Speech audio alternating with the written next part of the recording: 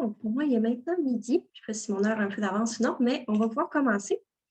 Donc, bienvenue à tous sous ce nouveau webinaire du Réseau en Québec qui a pour titre Une responsabilité environnementale et sociale des professionnels de la santé. Donc, ce nouveau webinaire va être sur un nouveau format où on va avoir notre conférencier Dr. Sen qui va présenter une courte présentation sur le sujet.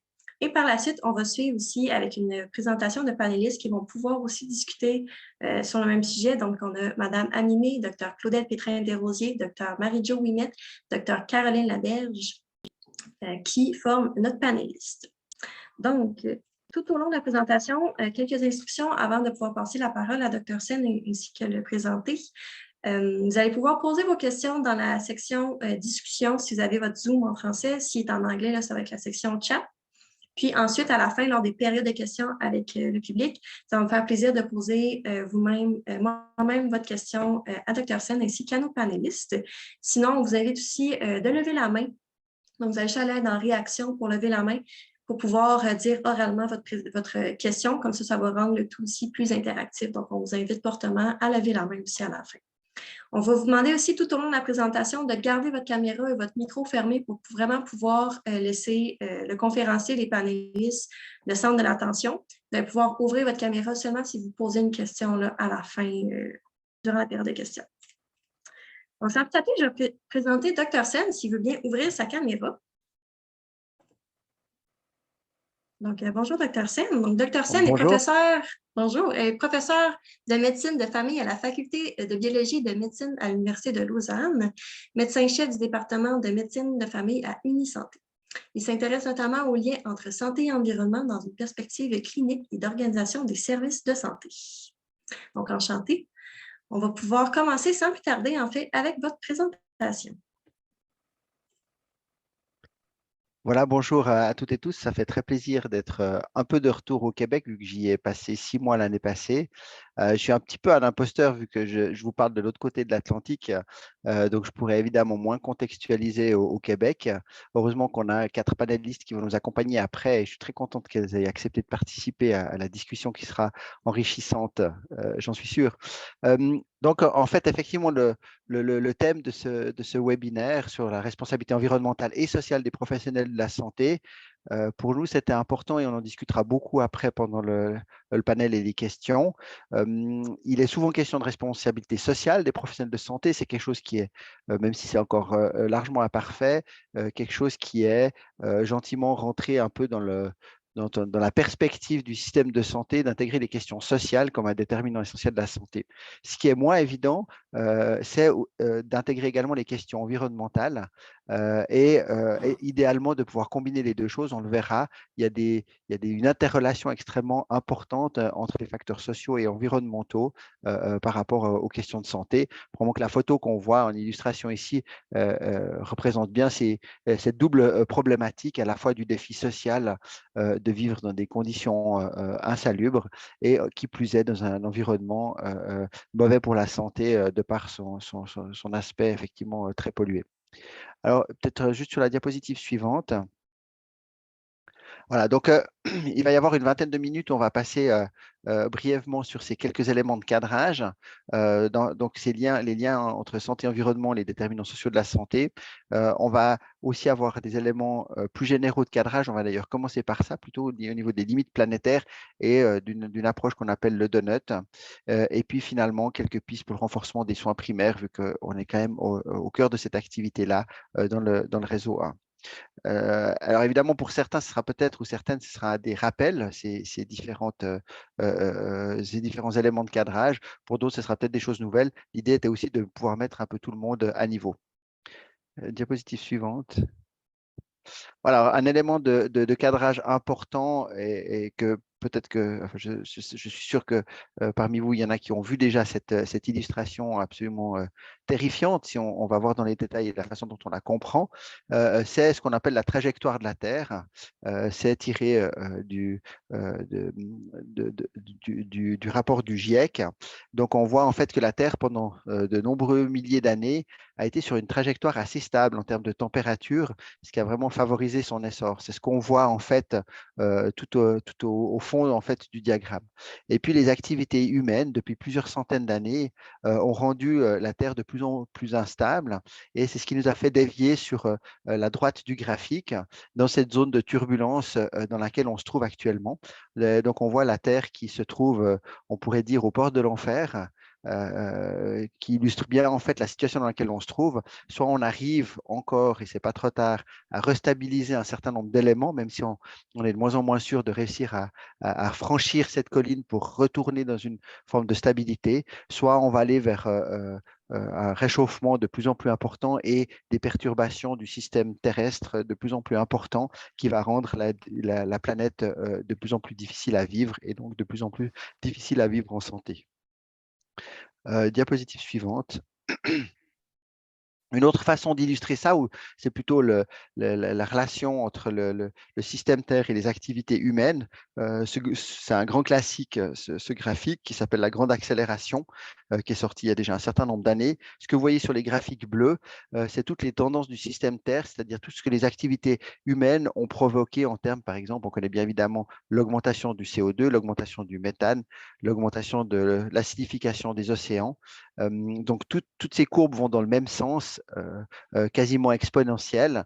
Vous remarquerez qu'il y en a une ou deux qui sont plus exponentielles, notamment la pêche marine, celui qu'on trouve ici en bas. Et effectivement, s'il y a moins de pêche marine, c'est qu'il y a de moins en moins de poissons à pêcher, ce qui n'est pas évidemment une bonne nouvelle. Et si on met en parallèle ça, c'est ce qui est intéressant dans ce graphique, les courbes orange, ben, tout ça va vraiment de pair avec une augmentation aussi exponentielle des activités humaines. On peut parler du tourisme, ce qui est intéressant tout en bas à droite, mais aussi la population mondiale, les revenus, toutes ces choses, toutes ces courbes en fait d'activités socio-économiques vont de pair et sont en large mesure responsables de ce qu'on observe dans les graphiques bleus. Maintenant, si on passe à la diapositive suivante, on peut rajouter une nouvelle courbe ou une courbe supplémentaire. J'ai volontairement pas mis de quoi il s'agissait, mais on voit sur cette courbe en fait un aplatissement, voire un ralentissement ou une diminution. Il s'agit de l'espérance de vie. Et en fait, ce graphique-là ou ces graphiques-là mis en perspective, évidemment, c'est très grossier comme mise en perspective, mais elles sont extrêmement importantes parce que on est quand même, on est dans un univers, dans un monde qui est reflété par les courbes oranges, c'est-à-dire où on produit de plus en plus de choses, on produit de plus en plus d'actes de médecine, et en fait, de moins en moins, ça se traduit par une amélioration de l'espérance de vie. Et ça signe malgré tout la fin d'un modèle qu'on croyait infini, c'est-à-dire que plus on va vers de la croissance, plus on va vers une augmentation infinie de l'utilisation des ressources, plus on va être en santé et plus nous allons être vivre longtemps. Donc, c'était vraiment important en fait de montrer ce parallèle-là, parce que ça donne un petit peu le cadrage des limites dans lesquelles nous sommes au niveau du système. Diapositive suivante, s'il vous plaît. Voilà. Alors, un graphique relativement classique, en tout cas dans les parties centrales bleues, qui sont en fait la représentation graphique de tout ce qui sont les déterminants de la santé. On va pas mal en parler durant les prochaines diapositives. Donc, en fait, ces couches d'oignons représentent ce qui fait la santé des gens ou des populations, à commencer évidemment par ce que sont les gens intrinsèquement, leur âge, leur sexe, leur patrimoine génétique. Et puis, on a toute une série d'aspects qui sont très proches des gens, la façon dont ils vivent, dans quelle communauté ils vivent, leur statut socio-économique. Tout ça va aussi moduler leur santé. Au-delà de ça, on a un environnement plus complet. On peut parler d'environnement bâti, dans quel type de logement vous habitez, par exemple, l'environnement naturel, mais surtout ce qui est extrêmement intéressant, euh, c'est de voir que l'ensemble, en fait, est limité et intégré dans un écosystème global. Tout ça interagit, que ce soit la stabilité climatique, que ce soit la biodiversité qui est vraiment le chapeau ultime. Et en fait, si on ne réfléchit pas à l'intérieur de ce cadre-là, on va passer à côté d'une partie de la santé des gens et on va faire fausse route justement en allant sur de la biomédecine, sur de la médecine extrêmement technologique. C'est dans cette direction qu'on est très largement maintenant en médecine. Et un tel graphique nous permet de relativiser, ou en tout cas d'ouvrir les déterminants de la santé sur d'autres aspects. On va le voir après. Diapositive suivante. Alors, ce cadre incompressible, ce cadre qu'on peut théoriquement pas dépasser, en tout cas, si on veut continuer à vivre relativement harmonieusement sur Terre, c'est ce qu'on appelle les limites planétaires. Vous avez certainement entendu parler des limites planétaires, il y en a 7. Ce sont des limites physico-chimiques qu'on devrait théoriquement pas dépasser si on veut maintenir une certaine stabilité de viabilité sur Terre. Et un certain nombre de ces limites, de plus en plus, sont limitées au niveau, sont dépassées au niveau global, pardon. C'est notamment la question de la biodiversité qui est en extinction extrêmement rapide, plus vue depuis des millions d'années. La question évidemment du changement climatique. D'autres limites qui sont peut-être un peu moins connues, c'est marqué le cycle de l'azote ou le cycle du phosphate. En fait, c'est toute l'agriculture qui dépend des fertilisants, de tout ce qu'on va aller mettre dans les sols comme intrants et qui vont avoir des effets extrêmement délétères sur l'environnement naturel de la planète. Alors, juste pour donner des exemples, pourquoi il y a ces 9 limites planétaires? Parce qu'on arrive à les chiffrer. Et pour le changement climatique, par exemple, on sait qu'on ne devrait pas dépasser 350 particules par million de CO2. Actuellement, on a largement dépassé cette limite. On est à 420. Ça n'a jamais été vu depuis des centaines de milliers d'années, voire plus. Donc, on est vraiment dans une situation extrêmement instable et de grands questionnements. Et ça, c'est un exemple parmi d'autres. Donc là, on voit sur ce graphique-là, effectivement, comment la concentration a été extrêmement stable sur les derniers milliers d'années et naviguait toujours autour de 250-300. Maintenant, depuis les 200 dernières années, on a vraiment une augmentation exceptionnelle et exponentielle des concentrations de CO2. Alors, ce qu'on va voir sur la diapositive suivante, c'est une couche supplémentaire de complexité. Ça nous amène au sujet d'aujourd'hui. Si on rajoute, évidemment, on peut se dire que on peut restabiliser la Terre, mais à l'extrême, on peut restabiliser la Terre sans avoir plus d'environnement humain ou plus d'humains sur la Terre. C'est évidemment pas ce qu'on souhaite, hein. Et c'est pour ça qu'on peut rajouter ça, c'est ce qu'on appelle la théorie du donut, c'est-à-dire qu'on va intégrer les questions sociales, ce qu'on appelle les fondements sociaux, qui sont tirés des objectifs de développement durable de l'ONU en grande partie. En fait, on retrouve, peut-être que vous connaissez l'appellation de capacité, on retrouve un certain nombre de ces éléments qui font que les humains peuvent se développer de façon harmonieuse. Et tout le défi qu'on a actuellement, y compris pour la santé et les services de santé, c'est de se trouver dans ce qui est appelé l'espace juste pour l'humanité, c'est-à-dire de ne pas dépasser tous ces éléments de limite planétaire tout en garantissant un fondement social. C'est pas gagné, on va le voir sur la diapositive suivante. En fait, là, illustré sur cette diapositive, c'est toujours la même chose, on est toujours dans le donut. On voit alors en rouge toutes les limites planétaires à l'extérieur qui ont été dépassées. À l'intérieur, on voit en rouge tous les planchers sociaux qui n'ont pas été acquis au niveau social. Et si on prend la diapositive suivante, on va juste prendre l'exemple de la santé. Euh, c'est une illustration qui montre qu'en fait, une minorité ou une faible majorité de la population mondiale atteint le plancher social en termes de santé. Si on avance juste un tout petit peu la diapositive, on verra comment sont mesurés en fait ces indicateurs-là. Il y a deux indicateurs pour la santé au niveau macroscopique. On voit que uniquement 46% de la population mondiale atteint le premier indicateur, c'est-à-dire d'avoir une mortalité inférieure à 5 ans qui sont inférieures à 25%. Et puis le deuxième indicateur, on a moins de 40% des pays au niveau mondial qui ont une espérance de vie à la naissance de 70 ans. Donc on voit que même dans les circonstances actuelles où on est en train de détruire en fait les ressources naturelles, moins de la majorité des pays arrivent à atteindre ce plancher social. Alors ça pose beaucoup d'interrogations, on va le voir sous une autre forme sur la diapositive suivante. Ça, c'est une étude qui est sortie, qui est importante, qui est sortie il y a 4 ans. On a regardé au niveau des pays mondiaux, il y a la majorité des pays sur ce graphique-là, chaque point est un pays, et on a mis en corrélation justement ces deux choses. Le plancher social qu'on retrouve verticalement, c'est écrit en anglais social thresholds. Donc, plus on est haut, plus on a atteint un certain nombre de ces seuils sociaux. Et horizontalement, on retrouve les limites planétaires, et plus on est à droite, plus on a transgressé un certain nombre de limites planétaires. Donc, évidemment, ce qui est extrêmement inquiétant sur ce graphique-là, c'est que tous les pays qui ont atteint un certain nombre de minimaux sociaux, qui sont en haut du graphique, sont tous à droite, donc dépassent quasiment l'entier des limites planétaires. Si on avance un tout petit peu, on peut le mettre en mots. Donc ça, c'est les indicateurs qui ont été utilisés pour faire ce type de graphique. La satisfaction dans sa vie, l'espérance de vie, la nutrition. On voit que systématiquement, on a un grand nombre de pays qui n'ont pas atteint ces minimaux-là. Et malheureusement, ce sont ceux qui ne dépassent pas les limites planétaires. Et si on avance encore un peu, on peut l'illustrer de façon différente. C'est la question que pose un tel graphique, c'est est-ce qu'on peut atteindre une bonne vie et la santé dans les limites, à l'intérieur des limites planétaires en préservant les limites planétaires.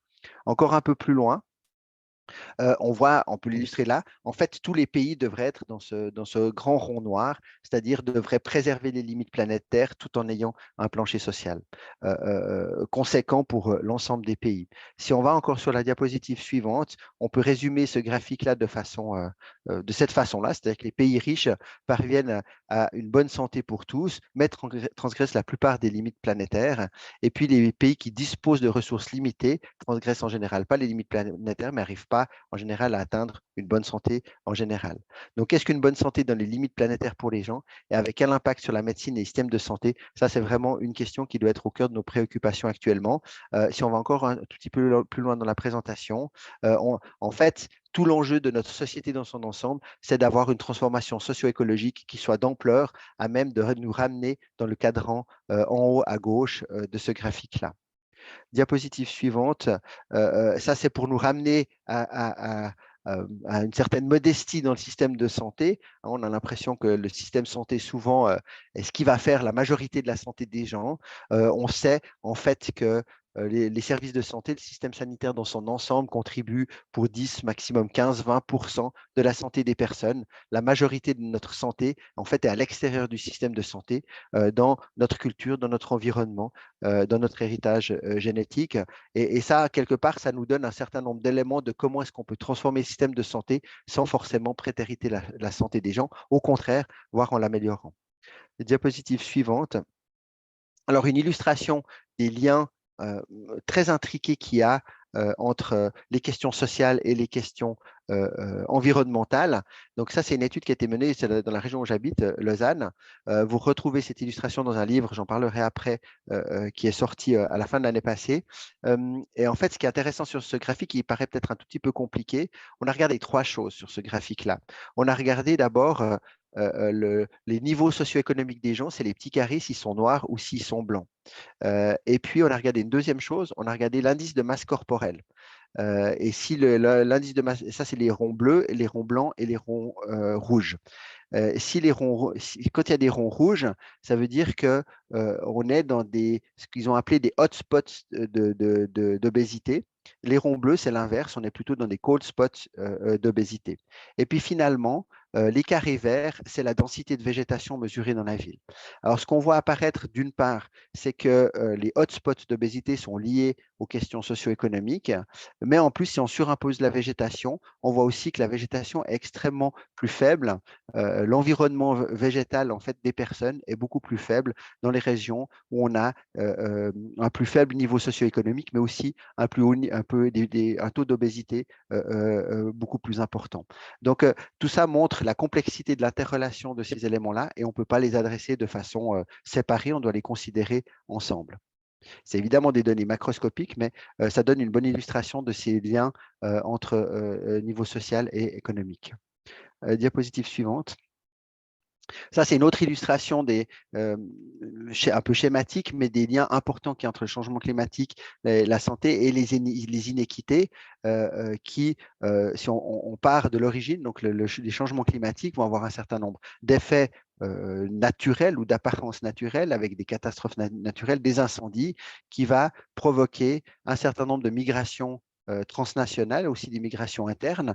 Mais ces migrations transnationales vont amener à un certain nombre de problèmes de santé dans ces populations-là qui sont spécifiques aux migrants, qui sont déjà fragilisés dans leur milieu social, avec plus de maladies, plus de malnutrition, un déficit d'accès au système sanitaire, souvent dans les pays dans lesquels ils sont accueillis, pour aboutir enfin à des inéquités en santé de ces migrants climatiques. On pourrait rajouter que tout le monde n'est pas égal face au changement climatique et aux catastrophes qui y sont liées, puisqu'on doit avoir souvent des cofacteurs d'instabilité sociale qui vont accentuer encore plus les effets désastreux des catastrophes naturelles.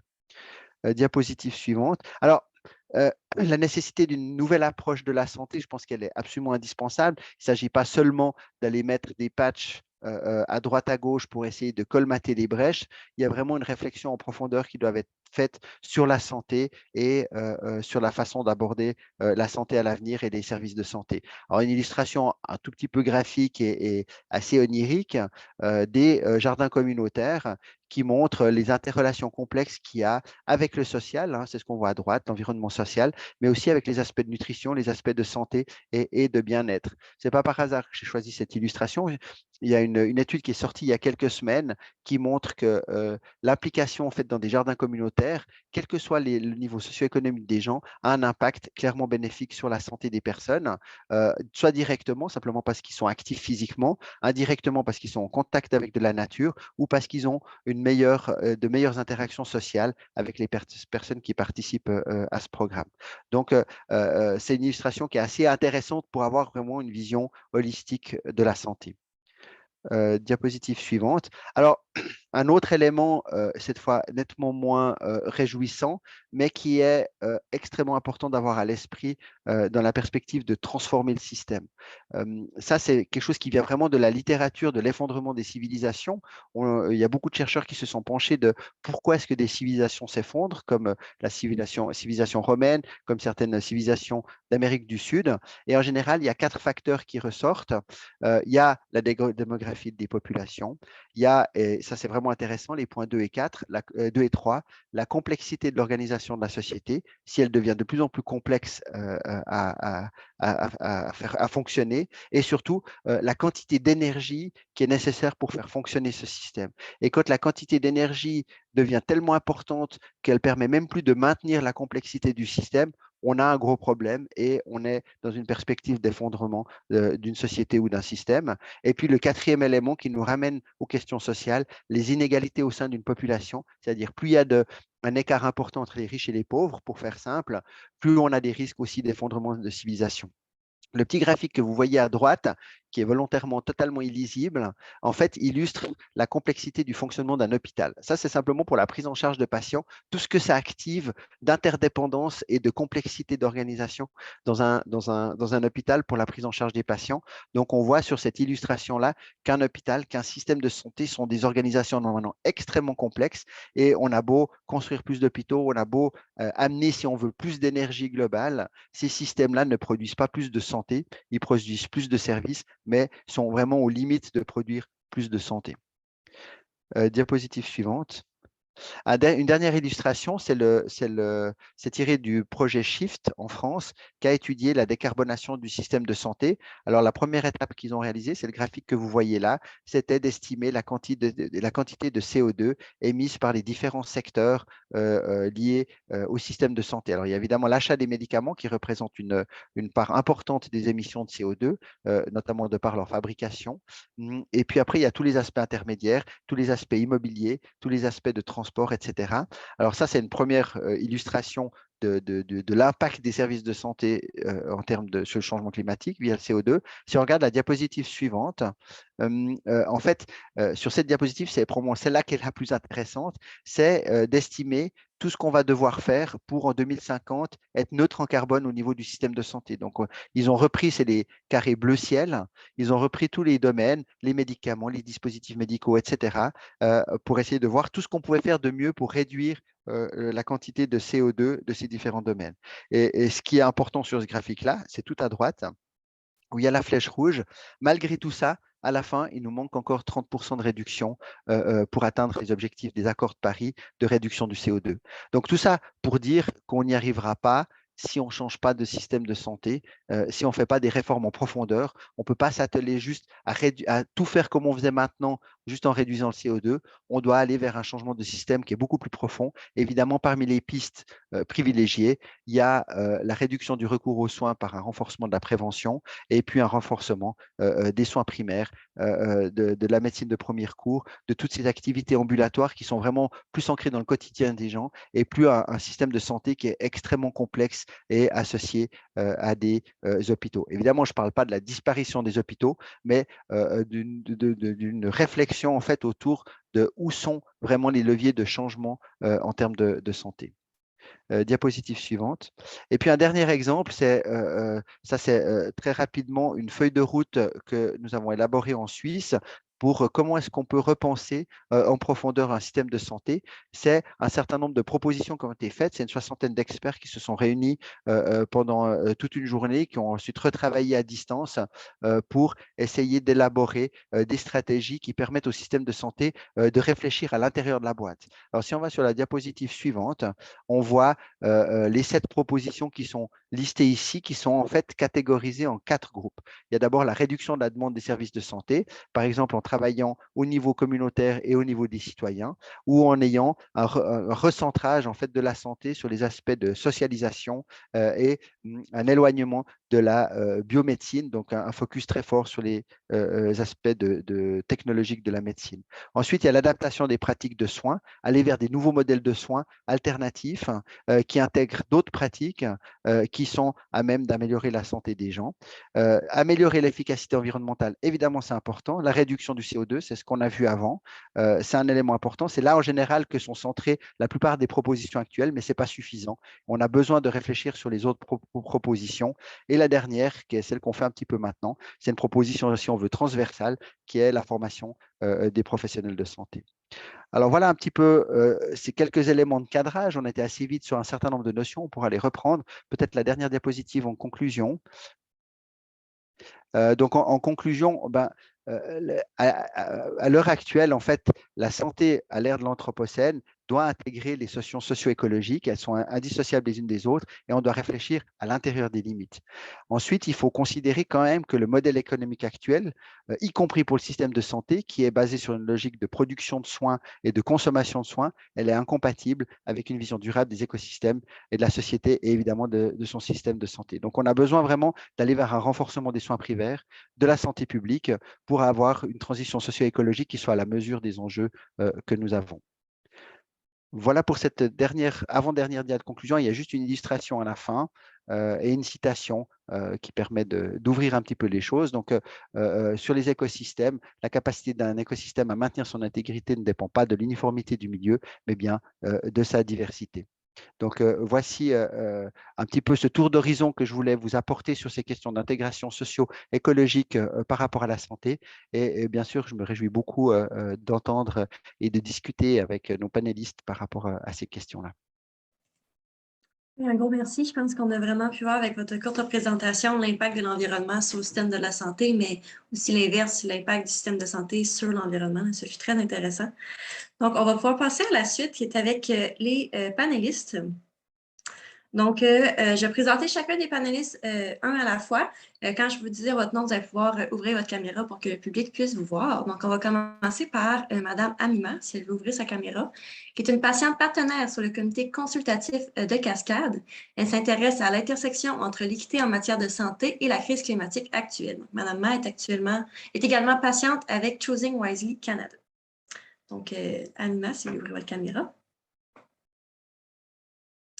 On va passer aussi peut-être à la prochaine. On a le docteur Claudel Pétrin qui va parler par la suite. Donc, Claudel Pétrin Desrosiers, je veux dire, titulaire de maîtrise en environnement et développement durable. Elle est aussi un médecin de famille au CLSC Hochelaga Maisonneuve et responsable de santé planétaire au département de médecine familiale et de médecine d'urgence, la faculté de médecine de l'Université de Montréal. Impliquée dans la sphère environnementale depuis plus de 10 ans, elle préside l'Association québécoise des médecins pour l'environnement. Par la suite, on a aussi Dr Marie-Jo Ouimet, qui est médecin spécialiste en santé publique et médecine préventive à l'INSPQ depuis juillet 2021 et chargée d'enseignement de clinique à l'École de santé publique de l'Université de Montréal. Elle travaille en santé environnementale chez les CRI de la baie James. Elle a pratiqué la médecine familiale dans un contexte varié, y compris à l'étranger avec diverses organisations internationales. Et pour finir, on a Dr Caroline Laberge. médecin de famille au GMFU Laurier à Québec, Dr Laberge joint la clinique, l'enseignement et la pratique de l'obstétrique au Centre hospitalier de l'Université de Laval. Présidente du Collège québécois de médecine de famille de 2019 à 2022, elle s'intéresse à la question du surdiagnostic et des enjeux environnementaux sur la santé. Donc, depuis 2 ans, elle travaille avec des partenaires sur l'adoption de la nature comme pilier de la santé, notamment avec le collectif Prescrit Nature. Donc, enchantée, bienvenue à toutes notre panélistes.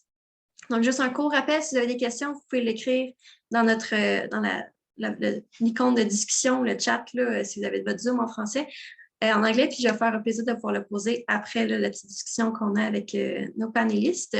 Puis si vous voulez lever la main à la fin là, pour pouvoir vous poser vos questions par vous-même, ça va faire un plaisir aussi, le panéliste puis Dr Sen de pouvoir répondre. Donc, sans plus tarder, on va pouvoir commencer par Amina, peut-être se présenter un peu et... Donc, bonjour tout le monde et merci d'être parmi nous. Donc, c'est juste pour commencer, je vais dire que le changement climatique n'apporte rien de nouveau en termes de chaleur extrême, de mauvaise qualité de l'air, de réduction de la qualité des aliments et de l'eau, de modification des agents infectieux ou les déplacements de population. Ce qui est nouveau, c'est sa fréquence, son ampleur et sa gravité. Dans la mesure où nous ne sommes pas prêts à faire face aux phénomènes météorologiques extrêmes actuels, nous serons encore moins équipés pour y faire face à l'avenir. Juste pour commencer avec ça. Et j'ai remarqué avec beaucoup d'intérêt des propositions dans une des diapos de Nicolas qui parle de renforcer l'engagement des citoyens, des communautés et des institutions pour accélérer la transition socio-écologique. Aussi repenser la définition de la santé et en incluant les déterminants environnementaux naturels et aussi la démédicalisation et resocialisation de la santé. Donc, je vais juste ajouter quelques commentaires sur ces 3 aspects dans les propositions de Nicolas.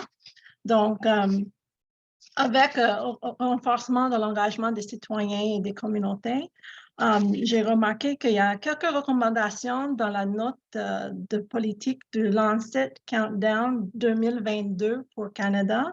Entre autres, il y avait l'accélération de l'incorporation dans le droit canadien de la Déclaration des Nations unies sur les droits des Autochtones dans le droit canadien afin de respecter les engagements pris, d'améliorer la cohérence des politiques et d'accroître le bien-être des générations actuelles et futures, et aussi de soutenir la mise en œuvre du projet de loi C-226, une loi concernant l'élaboration d'une stratégie nationale visant à évaluer, prévenir et contrer le racisme environnemental et à faire progresser la justice environnementale. Donc, c'est une porte intéressante pour parler un peu de la justice environnementale qui implique qu'aucune population ne subit de préjudice environnemental injuste et disproportionné et que toute personne soit traitée de manière équitable et participe véritablement aux lois, aux règlements et aux politiques sur l'environnement. La justice environnementale inspirée de conceptualisation autochtone de la justice est particulièrement importante pour les membres des Premières Nations, les Inuits et les Métis.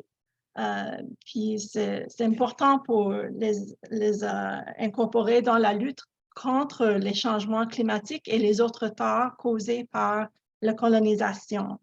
Et c'est important aussi pour tout le pays du Canada dans notre chemin pour la réconciliation, d'appuyer activement la justice environnementale justement pour soutenir l'autodétermination et l'autonomie gouvernementale des peuples autochtones. Pour avoir une consultation de mobilisation et de construction avec eux. Parler un peu de... Pardon?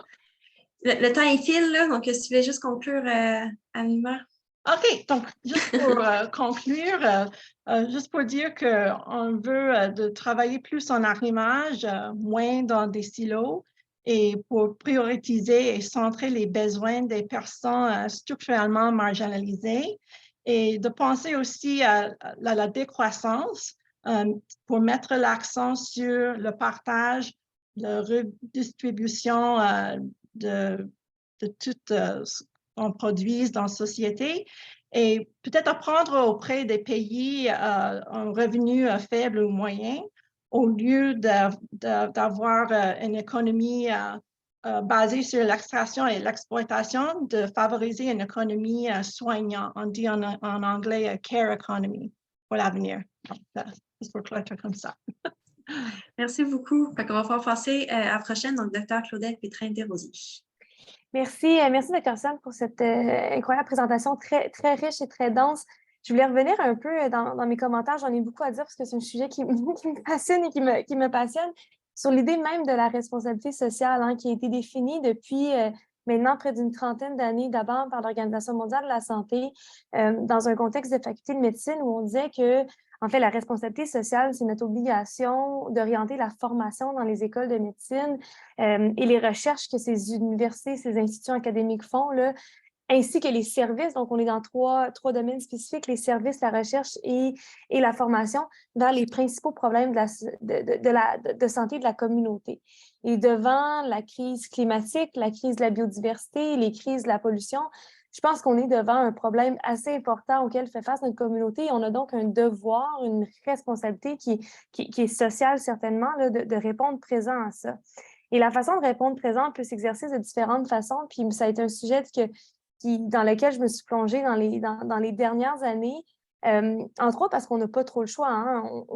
On veut soigner. Il y avait Michael Marmot, un chercheur anglais qui a déjà résumé de façon assez brillante quand il parlait des déterminants sociaux de la santé, à quoi ça sert de traiter des gens pour les renvoyer dans les conditions qui les ont rendus malades. Puis c'est peut-être un petit peu ce qui... Moi, je suis en médecine de famille, je suis en première ligne. On se retrouve souvent à essayer de ramasser les petits bobos, mais on renvoie les gens dans les conditions qui les ont rendus malades. Donc, il y a comme cette idée que pour moi, pour être responsable socialement, il faut essayer de sortir parfois un petit peu de cet environnement très, très, très pratico-pratique en clinique pour regarder qu'est-ce qu'on peut faire pour justement que les gens arrivent dans notre bureau un petit peu moins malades, si possible. Et en termes de responsabilité sociale et environnementale, il y a différents pans dans notre rôle comme professionnel de la santé auxquels on peut agir. On a un rôle clinique, qu'est-ce qu'on fait directement avec les patients, comme l'intensité des soins, etc. Mais je vais laisser Dr. Caroline Laberge aborder cette question-là dans quelques instants. Il y a quelques rôles sur lesquels je voudrais revenir très, très, très rapidement. D'abord, le rôle de l'enseignement. D'abord, les institutions académiques universitaires ont un rôle d'enseignement auprès des futurs étudiants en médecine, en fait des étudiants en médecine, mais aussi des étudiants dans différentes professions en santé. Et dans les dernières années, on s'est rendu compte qu'il manquait cruellement de formation sur les enjeux de santé environnementale. Et ça, tranquillement, c'est en train de changer. Je pourrais élaborer plus longuement là, sur le travail qu'on est en train de faire à la Faculté de médecine de l'Université de Montréal. Mais on est en voie là, de complètement réformer le curriculum pour s'assurer que ces enjeux-là occupent une place de choix dans la formation pour qu'une fois en pratique, les enjeux soient acquis et qu'il y ait un peu plus de changement. Deuxième élément, c'est au niveau de la structure des soins. On travaille dans un système qui produit de la pollution. Puis je pense qu'on a un devoir d'axer peut-être plus sur des mesures environnementales, voire la carboneutralité dans le réseau des soins. Puis il y a déjà des établissements de santé. Malheureusement, on est encore loin à un niveau politique pour que ça soit une loi au Québec ou une obligation là, des établissements de santé, mais je pense qu'on pourrait y arriver. Puis finalement, je conclue là-dessus. Le troisième rôle que je trouve aussi très, très, très, très important, mais c'est tout le rôle de modèle de rôle qu'on a comme professionnel de la santé auprès d'un public qui nous voit comme des figures d'autorité, comme des figures crédibles. Et je pense qu'à vient une responsabilité encore plus grande au niveau de la communication, mais aussi de la création de changements. Je pense que Dr. Marie-Jo Ouimet puis Caroline Laberge vont revenir rapidement là-dessus, mais ça me ferait plaisir d'y revenir dans quelques instants si l'intérêt y est là. Merci beaucoup. On va pouvoir passer à Dr. Marie-Jo Ouimet. Oui, merci beaucoup. Alors, bonjour à tous.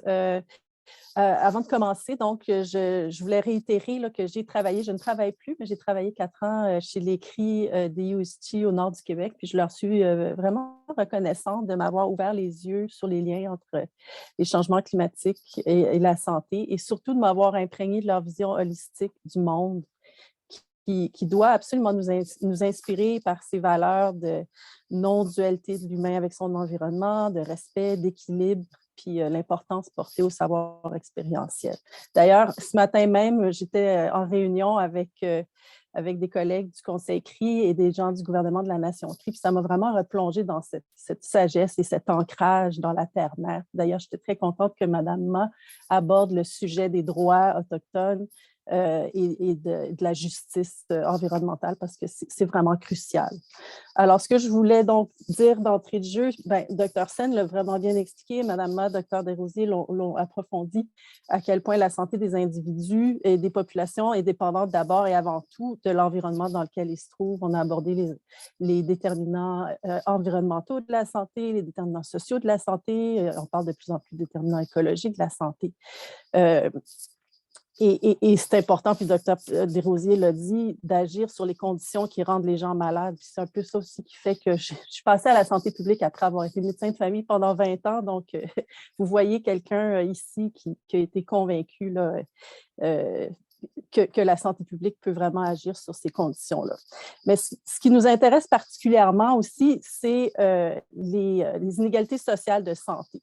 Qu'est-ce que ça veut dire comme défi supplémentaire pour les services de santé? C'est important de comprendre ce qui façonne ces inégalités-là. Alors, on a vu les schémas que Dr. Sen nous a montrés, mais en amont, il y a vraiment les déterminants structurels de la santé. C'est les structures sociales et politiques qui perpétuent les inégalités et, dans bien des cas, la destruction des écosystèmes. Et ça, il y a de plus en plus d'auteurs, notamment à Santé Canada, dans leur rapport qui a été publié en 2022, qui nomme explicitement le capitalisme, le racisme systémique, le colonialisme comme des causes d'aggravation des inégalités sociales de santé. Les cliniciens et gestionnaires du réseau dont vous faites partie se sentent peut-être loin de ces réalités-là, mais s'ils ne les comprennent pas, ils risquent de perpétuer les inéquités historiques qui ont toujours des impacts sur la santé des populations. Puis une façon de faire face, c'est d'avoir vraiment des mécanismes participatifs et d'avoir vraiment des mécanismes de co-construction, même au niveau des soins primaires. Puis ça, encore là, je reviens un peu sur ce que Dr. Sen et Mme Ma ont dit. Maintenant, je voulais aussi, oui, alors je vais simplement conclure donc sur le fait que les risques reliés à l'environnement puis au changement climatique sont répartis inégalement, tout comme la capacité d'adaptation. Puis c'est vraiment, vraiment important, je pense, que les services de santé comprennent bien ces risques-là. Et quand on parle de la nouvelle approche de la santé, c'est vraiment une question d'un nouveau récit. Puis la bonne nouvelle, c'est que ce nouveau récit-là va vraiment entraîner des co-bénéfices positifs sur la santé des individus. Puis ça, encore là, je ne vais pas répéter ce que Dr. Sen a dit. Je pense que le message était assez clair. Je vous remercie. Merci beaucoup. On va pouvoir passer à notre dernière panéliste qui est Dr. Caroline Laberge. Merci. Je partage mon écran parce que j'ai préparé un petit support visuel pour vous amener avec moi. Donc, je suis médecin de famille en pratique, puis je suis excessivement touchée au quotidien là, par ces choses-là. Puis, un des aspects qu'on a développé dans les dernières années, c'est le concept de prescription de nature. Peut-être que vous en avez déjà entendu parler. Je travaille au collectif Prescrit Nature avec, entre autres, Claudel Pétrin-Desrosiers. Donc, au mois de mai dernier, on a lancé le site web prescritnature.ca, qui est la traduction et adaptation québécoise du site originaire de Colombie-Britannique qui s'appelle PARX. Donc, la bonne recette, la posologie, ceux qui veulent apprendre des recettes aujourd'hui, en voici une. Donc, 20 minutes à la fois dans la nature pour un total de 2 à 3 heures par semaine. ça apporte une panoplie de bienfaits sur la santé, autant physique que mentale. Donc, réduction de la pression artérielle, du rythme cardiaque, du cortisol salivaire, le meilleur contrôle des glycémies, de la douleur chronique, puis sur la santé psychologique, évidemment, la gestion de l'anxiété, de la dépression, des comportements perturbateurs chez les enfants et le déclin cognitif chez les aînés. Et il y en a vraiment beaucoup d'autres, mais ça, c'est des choses qui ont été très largement documentées dans des études de très bonne qualité. Donc, en plus, ça ne cause pas d'effet secondaire de prescrire cette chose-là qui est l'exposition à la nature.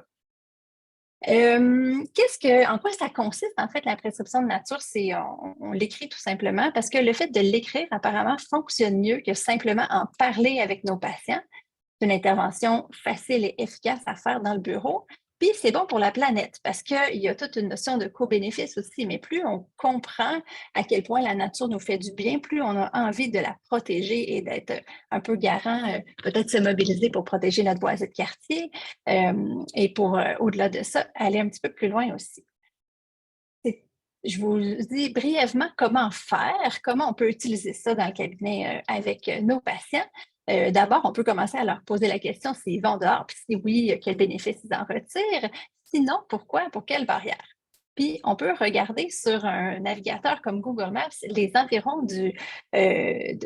le patient habite et voir avec lui les espaces verts de proximité chez lui. Donc, ici, moi, je suis à Québec, autour de l'université. On a des espaces verts quand même facilement accessibles. Puis quand on regarde avec où les gens habitent, on voit qu'il y a différents impacts. C'est important aussi d'intégrer qu'est-ce que le patient veut faire, quelles sont ses contraintes logistiques, familiales et organisationnelles, et intégrer la notion de plaisir, de temps d'arrêt aussi. Fait que c'est sûr que les gens peuvent aller passer une semaine dans le parc de la Gaspésie, c'est extraordinaire, mais il y a toute la notion de nature de proximité qui est super importante aussi. Au-delà du cabinet, fait que ça, c'est beau avec nos patients en individuel, mais qu'est-ce qu'on peut faire d'autre? En fait, on a la voix, on est privilégié comme médecin d'avoir une voix qui est écoutée. Donc, ce ne sera pas super long, de créer un mouvement de société, de travailler avec les municipalités, les gouvernements, de faire du réseautage et puis de s'assurer d'avoir des espaces en ville, entre autres, qui sont verdis. J'ai bien aimé le graphique sur la densité de la végétation en lien avec le niveau socio-économique et l'IMC. Donc, on le voit dans les endroits où il y a des îlots de chaleur, il y a vraiment un indice de santé nettement plus bas. Un bref mot sur la médecine par les habitudes de vie parce que ça rejoint totalement la notion du well-being qui était présentée, puis la culture, l'éducation, l'alimentation. C'est vraiment ça la base de la santé. Ce n'est pas les soins de santé qui créent la santé, c'est vraiment nos habitudes de vie. Donc, le Collège américain de Lifestyle Medicine ou médecine par les habitudes de vie en français prône 6 piliers, tout simple, nutrition, alimentation, gestion du stress, éviter les substances dommageables, dormir et les connexions sociales aussi qui sont ultra importantes. Donc, on a lancé un nouveau créneau médecine par les habitudes de vie pour nos résidents de médecine de famille à l'Université Laval. Donc, ça me fera plaisir de vous en parler plus largement. Et puis, on peut faire les choses autrement. Donc, on n'est pas obligé de faire toujours des bilans sanguins, prescrire des pilules pour hypertension, cholestérol et compagnie, avec tout l'impact environnemental de chacune de ces étapes-là. On peut discuter des options avec nos patients, faire une décision partagée, puis leur prescrire du temps dans la nature et de l'exercice physique. Il va y avoir plein de co-bénéfices à ça. Ça va être mieux pour l'environnement. Merci beaucoup, Dr. Laberge. J'inviterai tous les membres de notre panélistes ainsi que notre conférencier à réouvrir leur caméra, possiblement leur micro aussi. Donc, on a peut-être 10 minutes que vous pouvez discuter en nous, peut-être 9 minutes. Là, on a dépassé un peu, mais c'est correct. Là. Donc, j'inviterai peut-être un de vous à réagir sur ce qu'un autre panéliste a dit ou sur ce que Dr. Sen a dit. Je vais peut-être commencer. En fait, j'ai une question que j'aimerais renvoyer, parce que c'est une question qu'on m'a renvoyée sur le modèle de rôle. Claudel l'a mentionné, Caroline aussi. J'ai annoncé ça une fois fièrement dans une conférence, qu'on avait un modèle de rôle à avoir auprès de nos patients, etc. Dans la salle, il y avait un éthicien qui était là et il n'était pas du tout d'accord avec moi. Et il m'a dit, mais ça fait 20 ans qu'on se bat contre le modèle paternaliste des médecins qui montrent la voie et vous revenez avec le paternalisme, avec cette question du modèle de rôle. Alors, j'aimerais bien vous entendre ce que vous répondriez à cette question. J'étais embêté pour répondre. Je ne sais pas, Ami? Donc, je pense que j'aimerais que les cliniciens vont m'accompagner au lieu de m'imposer. Parce que si on parle justement que les impacts sont sur la population défavorisée déjà, et que si on regarde les étudiants maintenant qui fréquentent les facultés de médecine, les deux ne viennent pas du même milieu. Donc, c'est peut-être difficile pour les étudiants et étudiantes de savoir quoi faire quand ton chèque de BS n'est pas encore rentré puis tu as plus d'une sou dans ton compte bancaire pour comment manger bien et sain. T'sais? Donc, j'aimerais bien que peut-être les cliniciens, les infirmiers, nurse practitioners viennent chez moi pour ensuite regarder c'est quoi le contexte, le milieu de vie pour moi avant de me donner des conseils et m'accompagner dans mes choix. Oui, merci bien. J'aime bien cette réponse de l'accompagnement. Je ne sais pas, Claudel ou Marie-Jo? Ben oui, ce que je voulais rajouter, en fait, c'est que non seulement, je veux dire, oui, je pense que modèle de rôle dans le sens de ne pas perpétuer des comportements qui sont désormais démontrés délétères pour la santé, que ce soit individuellement ou collectivement. Mais je pense que en tant que personne privilégiée, on a le devoir d'en faire plus. Je veux dire, c'est juste une question d'équité puis de justice, d'en faire beaucoup plus que nos patients qui, eux, comme le disait Mme Ma, n'ont peut-être pas les moyens d'adopter aussi facilement ces comportements-là. Fait que c'était juste cette nuance-là que je voulais apporter. Non, mais merci, je suis complètement d'accord par ça. On ira après dans la salle, mais il y avait d'abord Claudel, je crois. Non, ben, je pense que mes idées ont été résumées là, par Marie-Jo, mais on a ce devoir-là, puis j'aime bien l'idée d'accompagner, là, mais je pense qu'on a ce devoir-là devant l'information qu'on a de lever, de dire ce qui se passe. C'est dans le code, je ne l'ai pas cité, mais dans le code de déontologie des professions du Québec, c'est du devoir des médecins, entre autres, puis ça se transcrit dans d'autres causes, mais quand il y a des risques immédiats à la santé, on a le devoir de les divulguer, d'en discuter, de faire quelque chose. Donc, je pense qu'on peut se permettre d'ouvrir la place à la discussion, mais se taire, ça serait une erreur assez importante, puis ça contreviendrait à notre code de déontologie. On va passer juste à Dr. Laberge pour finir, puis après ça, on va passer aux questions de l'audience. Fait que Mathieu et Marie-Ève, ça ne sera pas long. Merci. En fait, je ne voulais pas nécessairement réagir sur le modèle de rôle, mais peut-être sur ce que tu avais dit, Nicolas, sur les hôpitaux ne produisent plus de services, mais ne produisent pas plus de santé. Là, c'est une citation que j'aimerais garder vraiment chaudement dans mes références. En fait, je pense que comme cliniciens, comme gens qui sont impliqués dans le système de santé, il faut réaliser que ce n'est pas nos examens, ce n'est pas les traitements moléculaires, ce n'est pas les traitements génétiques, ce n'est pas ça, tant que ça qui donne la santé aux gens. Et pourtant, on investit tellement d'argent là-dedans sur des individus et tout ça. Fait que je pense qu'il faut faire un petit peu une analyse de conscience de qu'est-ce qu'on offre dans notre panier de services, qu'est-ce qu'on fait comme service de santé, pour, que ce soit d'abord accessible au plus grand nombre, qu'il y ait une justice d'accès même dans nos soins de santé, et puis qu'on revienne un peu à la base. Et puis, c'est toujours dommage, je trouve, qu'on estompe la notion des habitudes de vie. On se dit, oui, c'est important de bien manger, puis les nutritionnistes ne sont pas accessibles, il n'y a pas de kinésiologue, il n'y a pas d'accès à d'autres professionnels de la santé qu'aux médecins qui savent juste prescrire des pilules ou prescrire des tests. Je le dis un petit peu ironiquement, mais je pense que c'est le temps de vraiment revoir un peu l'attribution des ressources dans notre système de santé pour le rendre la pyramide beaucoup plus inversée, effectivement, sur la première ligne et sur une approche plus causale des maladies et non pas sur le traitement une fois que ça a complètement dégénéré. Évidemment, complètement d'accord. Merci, Caroline. Vu que le public pose quand même beaucoup de questions, donc je vais suggérer qu'on va pouvoir transférer aux questions de l'audience. Je passerai peut-être la parole à Mathieu L'Espérance, si vous voulez ouvrir votre micro et poser votre question. Bonjour tout le monde, ça va bien? Je me présente, moi je suis conseiller clinique en télésanté au CHUM, donc je suis gestionnaire de projet en télésanté. Je suis aussi animateur d'une communauté de pratique en télésanté qui rejoint environ 200 membres.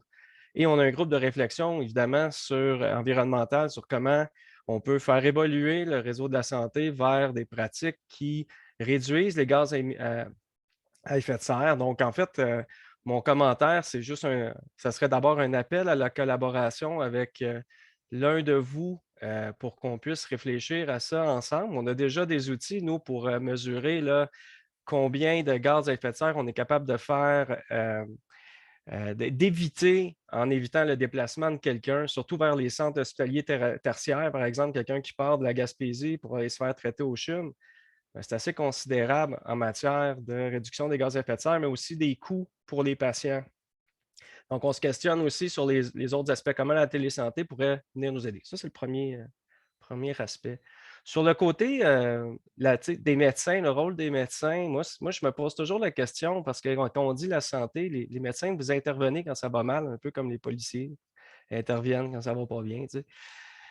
Mais moi, je me pose toujours la question sur les générations de demain, nos enfants. Tu sais, j'ai des enfants, puis comment l'école tu sais, les prépare à cette réalité-là. Puis je me pose toujours la question, tu sais, où sont les jardins communautaires, tu sais, les bonnes vieilles techniques qu'on avait, là, tu sais, je sais pas, de canner nos légumes l'hiver, tu sais, d'être c'est qui jardine, qui s'occupe de son environnement lorsqu'on a une prescription d'un médecin d'aller dans la nature?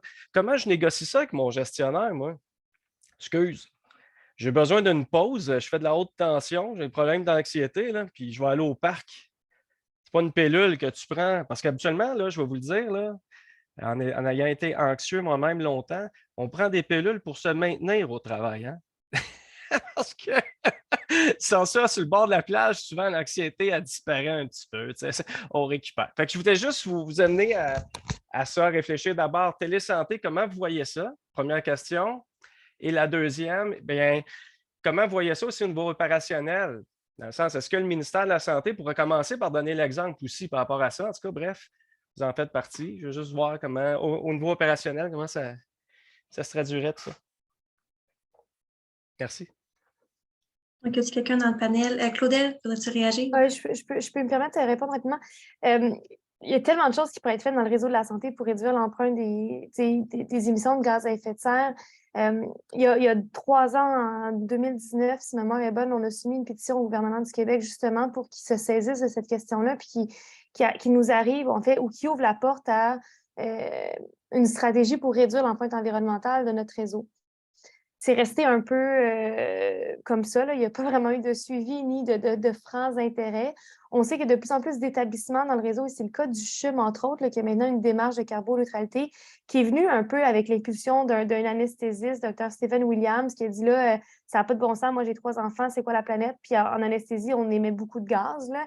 Et depuis, le CHUM a quand même réduit ses émissions de gaz à effet de serre en modifiant les types de médicaments qu'ils utilisaient en anesthésie, donc les types de gaz, là, entre autres, pour endormir les patients lors des opérations médicales. Ceci étant dit, on n'a pas l'empreinte actuellement l'espèce de bilan des émissions de gaz à effet de serre, d'où viennent, quoi dans le réseau de la santé au Québec, l'université. Le réseau de Laval a fait l'exercice l'année dernière, a publié, en tout cas, est en train de rendre public ses résultats. Idéalement, on aimerait ça avoir le bilan pour tous les hôpitaux puis être capable après de cibler de façon prioritaire par où on veut commencer.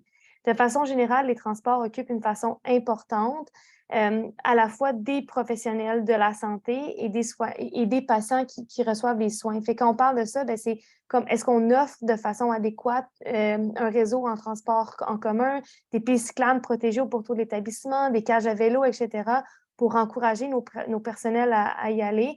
C'est une très bonne question à se poser dans nos propres milieux parce qu'on se rend compte que c'est vraiment pas souvent le cas.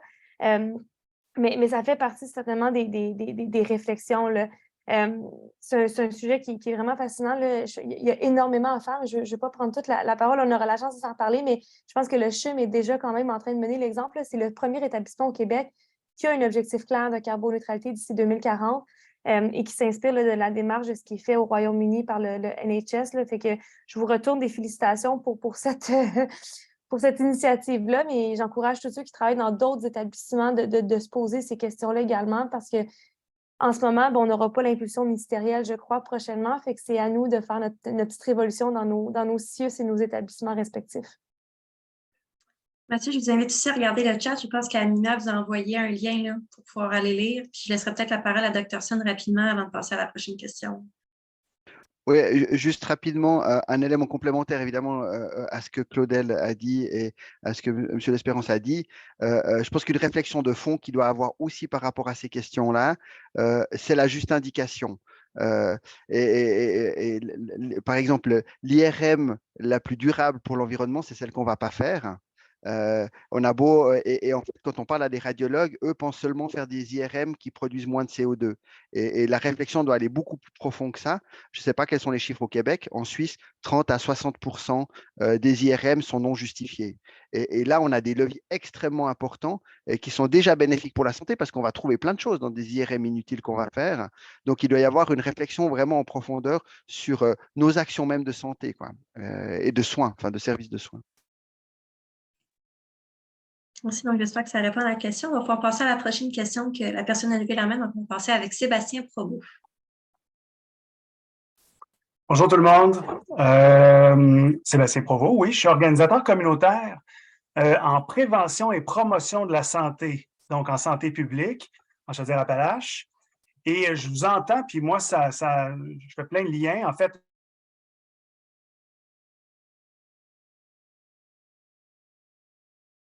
si j'avais des champions dans mon milieu qui voudraient prescrire, par exemple, des doses de nature, moi, je trouverais ça vraiment intéressant d'être plus en lien avec les médecins, notamment pour leur faire connaître toutes les initiatives qu'il y a qui peuvent aider. Là. On parlait, Mathieu L'Espérance parlait de jardins collectifs ou de choses comme ça. C'est des projets dans lesquels les organisateurs, organisatrices communautaires peuvent être impliqués et dans toute la protection, donc en amont. Hein, en amont. Donc, on travaille sur les déterminants de la santé.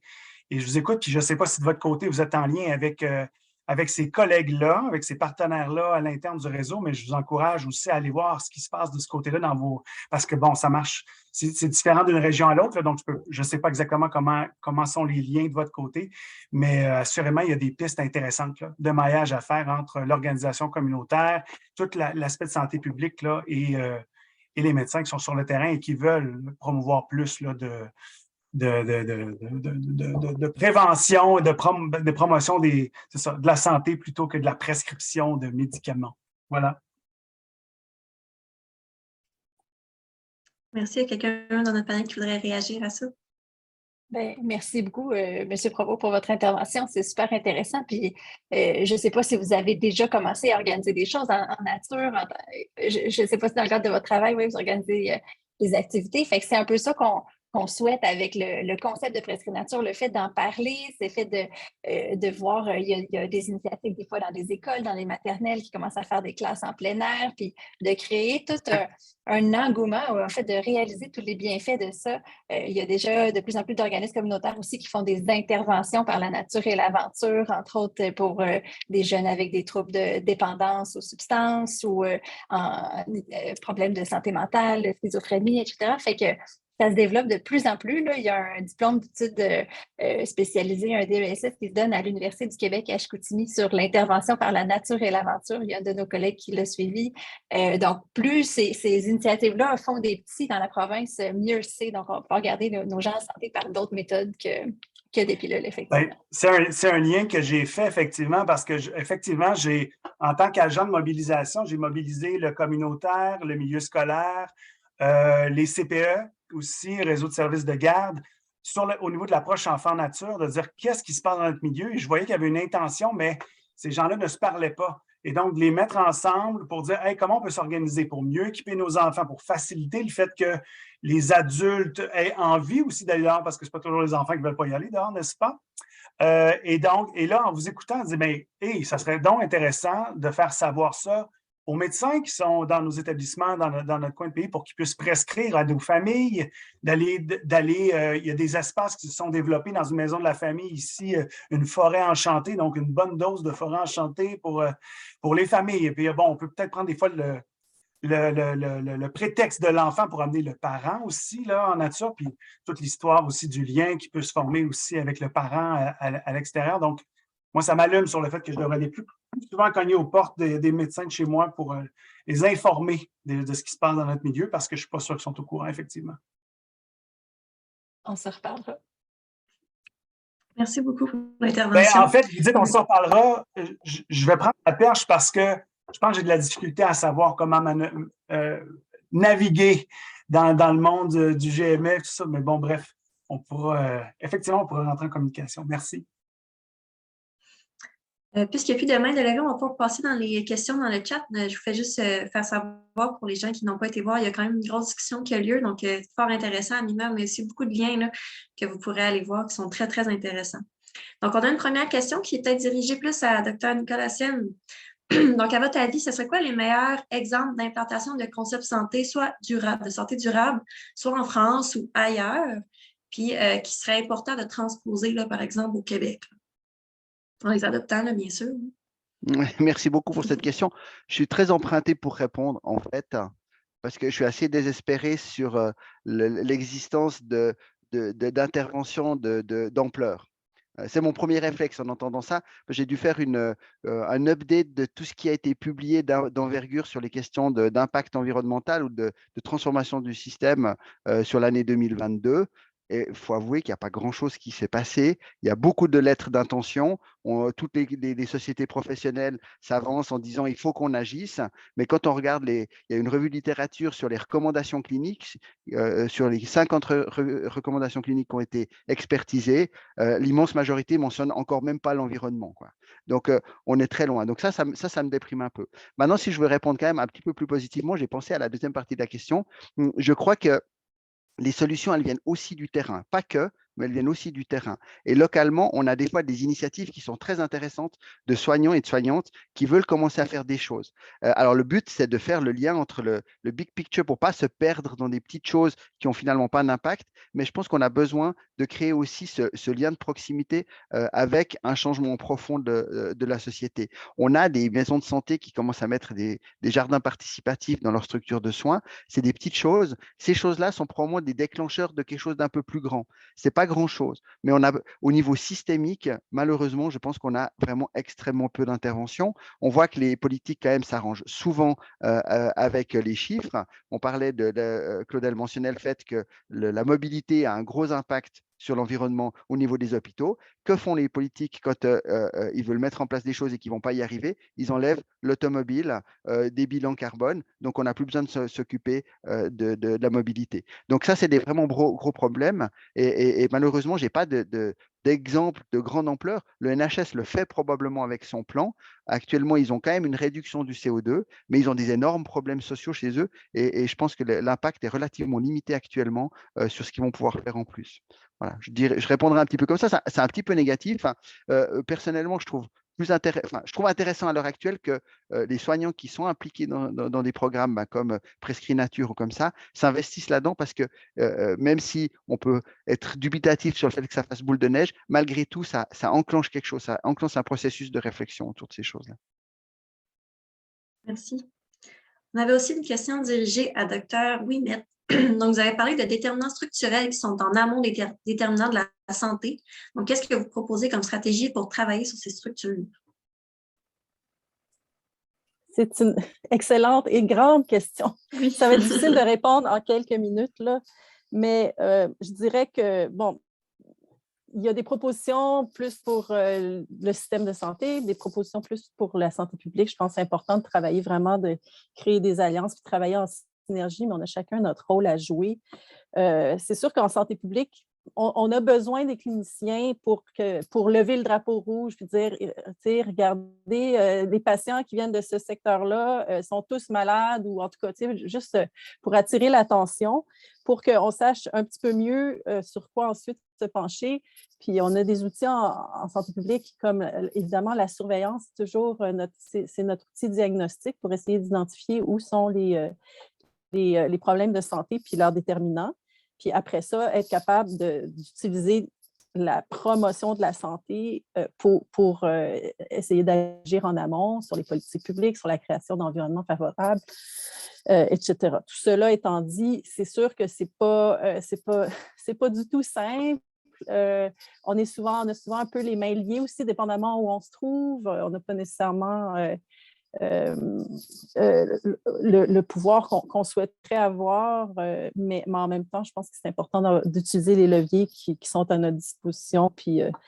D'ailleurs, je vous réfère au webinaire qui a été donné par ma collègue jeudi dernier sur la justice environnementale. C'est un webinaire de la série Changement climatique de l'INSPQ. Ce sujet-là est abordé et approfondi. Là. Merci. Donc, je vois qu'on n'a pas nécessairement d'autres questions dans la discussion. J'invite aux gens encore à m'en poser. Si vous voulez, on peut les répondre aussi par la suite, là, une fois que le webinaire est fini. Moi, je terminerai peut-être sur une dernière question, si vous me le permettez. Là. Sur ce sujet, je sais qu'il y a des journalistes en Europe, surtout, là, qui vont accuser les personnes comme Dr. Sen ou même les personnes faisant partie de notre panéliste comme étant des militantistes, donc des personnes qui font des revendications extrêmes. Là. Donc, je me demandais si c'est pareil pour le Québec. Est-ce que les journalistes ont la même vision pour les gens au Québec sur ces points-là? Puis, ça serait quoi les conséquences de ceci?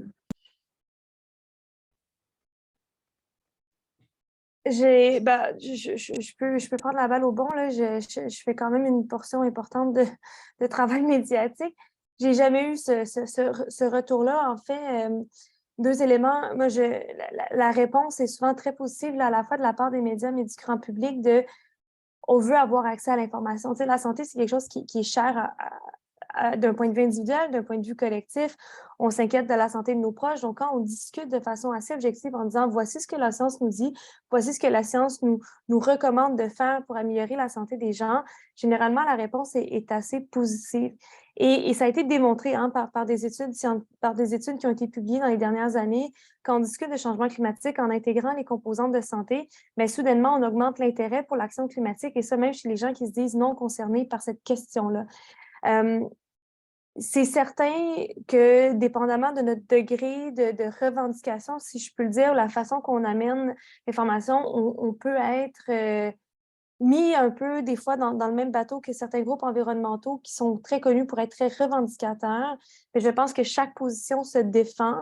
Et en ce moment, la science nous indique clairement que les changements climatiques sont la plus grande menace à la santé du 21e siècle, que le déclin de la biodiversité est associé à une augmentation du risque d'émergence de différents types de maladies infectieuses et que la crise de la pollution a tué déjà, juste au Canada, là, 15 000 personnes par année, puis ça nous coûte 120 milliards au système de santé. Fait que moi, j'ai suffisamment d'arguments sur la table là, pour défendre à peu près n'importe quelle action environnementale qui serait positive pour la santé et qui ne nuit pas plus qu'elle n'aide. Là. Fait que je ne crois pas qu'on a le même environnement au Québec. Je dirais pas au Canada, mais je vais dire au Québec, entre autres probablement parce que, et les études le montrent, les différents sondages, là, on semble être un petit peu en avance en termes de discussion publique sur ce que représente l'environnement.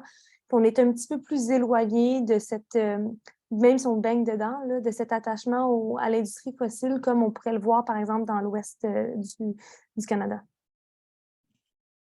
Merci beaucoup pour cette réponse, Dr. Pétrin-Desrosiers. Donc, je suis vraiment d'accord avec tout ce que vous avez dit. Là. C'est vraiment très intéressant. Donc, vu qu'on n'a pas nécessairement d'autres questions, je vais vous partager la dernière diapositive du webinaire. Là. Donc, en fait, c'est juste pour vous dire que, premièrement, merci à Dr. Sen ainsi que tous les membres de notre panéliste d'avoir fait partie aujourd'hui de notre webinaire sur la responsabilité environnementale sur le système de santé. Je pense que ça fut très intéressant et que les gens aussi du public ont beaucoup apprécié. Moi, j'ai beaucoup apprécié personnellement. Donc, je veux juste vous dire que si parmi l'audience, il y a des personnes qui ne font toujours pas partie, sont toujours pas membres du réseau à Québec, n'hésitez pas à scanner le code QR qui s'affiche à l'écran pour pouvoir être membre du réseau à Québec. On vous dit aussi qu'il y a beaucoup de questions sur le PowerPoint, mais celui-ci va être disponible sur le site du Réseau à Québec et aussi va être disponible en intégralité sur YouTube. Et si vous avez des questions, des idées, si vous avez apprécié le webinaire ou le nouveau format, vous pouvez toujours écrire directement à l'adresse courriel du webinaire du Réseau à Québec. Et on veut juste vous dire que pour le prochain webinaire du Réseau à Québec, qui va vous être affiché par les mêmes moyens de communication que celui-ci vous a affiché. Donc, encore une fois, merci à notre panéliste, à notre conférencier d'avoir participé aujourd'hui. Puis je vais vous souhaiter à tous une très belle fin d'après-midi. Merci beaucoup. Merci. Merci. Bye. Merci. Merci, au revoir. Merci.